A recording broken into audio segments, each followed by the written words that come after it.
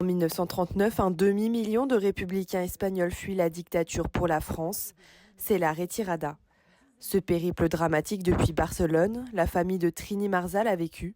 Cette fille de réfugiés se souvient. Ils sont partis à pied. Ça a été un chemin sans retour. Et pendant toute la retirada, ils étaient mitraillés par les avions italiens. Ma mère a été mitraillée. Bon, elle n'a pas été tuée, mais elle a été mitraillée. Bon, déjà, ça a été très compliqué arriver jusqu'à la frontière. Il faut se dire, c'est janvier. Il neige. Les conditions sont épouvantables. Enfin, on le voit dans le film.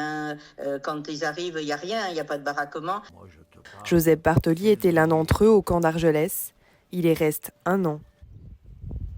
Pas d'eau potable, pas de docteur. Dessinateur et caricaturiste, il fait de son crayon une arme. Alors, il y avait bien quelques gestes, comme ça, par-ci, par-là. Mais ça n'effaçait pas les fils de fer barbelés dressés pour laisser mourir de faim. Des camps construits à la hâte, les autorités françaises n'étaient pas préparées à cette arrivée massive. Les réfugiés vivent dans des conditions épouvantables.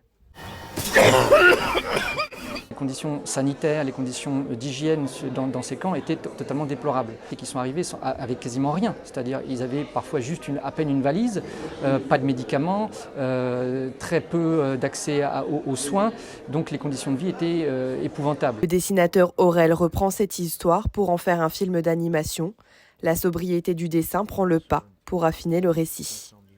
J'étais dans cette démarche de dire il faut que les équipes travaillent avec en tête quelque chose de très minimaliste. Ça ne veut pas dire simpliste, mais ne mettre que ce qui est essentiel. Et le dessin raconte des choses et permet de porter une émotion. Le film, récompensé au César 2021, contribue au devoir de mémoire de la retirada.